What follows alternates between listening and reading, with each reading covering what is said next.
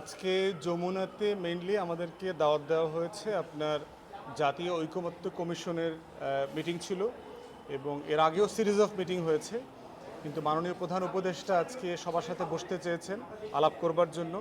এটার লক্ষ্য হচ্ছে উনি যেটা ওনার উদ্বোধনী ভাষণে বলেছেন সেটা হচ্ছে যে এই আমাদের পরামর্শ এবং দাবির প্রেক্ষিতে কি কি সংস্কার করা দরকার, এই দরকারটা বুঝবার জন্য কিন্তু আপনার গত বছর থেকে সেপ্টেম্বর অক্টোবর থেকে টানা বিভিন্ন কমিশন গঠিত হয়েছে এবং আপনারা দেখেছেন যে গুরুত্বপূর্ণ কমিশনগুলোর রিপোর্টও ইতিমধ্যে দেওয়া হয়ে গেছে।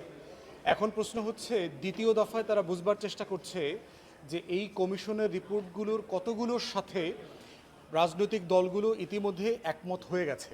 আপনারা দেখেছেন যে 166টা প্রশ্নের একটা প্রশ্নোত্তর আপনার নেওয়া হয়েছে, জরিপ করা হয়েছে, তারা এটাকে আবার আইটেমাইজ করেছেন কতটুকুর সাথে একমত কতটুকুর সাথে দ্বিমত।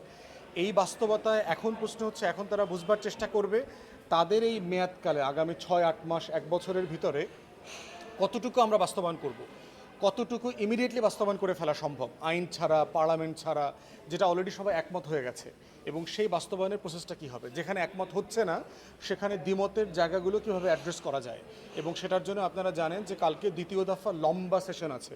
আজকে উদ্বোধনী সেশন ছিল, কালকে 11টা থেকে এখানে আবার লম্বা সেশন বসবে সারাদিনের জন্য মোটামুটি এই বিষয়ভিত্তিক আলোচনা করবার জন্য।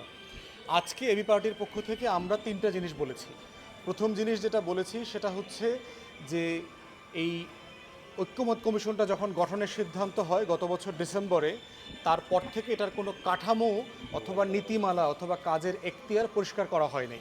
আমরা বোধ করেছি যে এটা এখনও অনেক দেরি না, চাইলে এটা এখনও ঐক্যমত কমিশন করতে পারেন। তারা আসলে কী করতে চায় এটার একটা লিখিত ফ্রেমওয়ার্ক দরকার।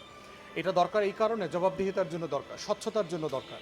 কারণ পরবর্তীতে আমরা তখন এই বক্তব্যের উপরে ভিত্তি করে আমরা তখন জবাবদিহিতা চাইতে পারবো যে হ্যাঁ আপনারা তো এটা বলেছিলেন করবেন, আপনারা এটা কেন করেন নাই, অথবা করবেন না, অথবা এখানে ছিল না কিন্তু আপনারা তারপরও কেন করলেন। এইটার কথা প্রথমে আমরা বলেছি।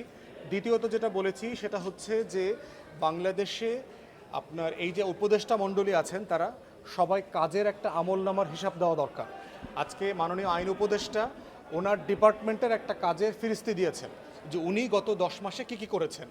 এখন আমরা ওই প্রেক্ষিতে বলবার চেষ্টা করেছি তাহলে অন্যান্য উপদেষ্টারা কেন দেবেন না, এবং আমরা দাবি করেছি যে প্রত্যেক উপদেষ্টা তার 10 মাসের কাজের আমলনামা জাতির উদ্দেশ্যে প্রকাশ করা দরকার। তারপরে যেটা বলেছি সেটা হচ্ছে যে অন্তর্বর্তীকালীন সরকার নিজেরও একটা বক্তব্য আমলনামা দেওয়া দরকার, যে অন্তর্বর্তীকালীন সরকার গত 10 মাসে আসলে কি করেছে এবং কোথায় তাদের ব্যর্থতা আছে, কেন করতে পারে নাই, সেই জায়গাটা পরিষ্কার করা দরকার।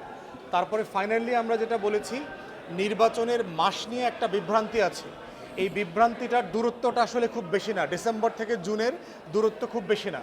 এটা আলোচনা করে পরামর্শ করে ঐক্যমত কমিশনের মাধ্যমে আমরা একটা সমন্বয় করে একটা ঐক্যমতে আসতে পারবো বলে আমরা বিশ্বাস করি। এটা ছিল এবি পার্টির পক্ষ থেকে আমাদের বক্তব্যের সামারি। ঠিক আছে, ধন্যবাদ। আচ্ছা।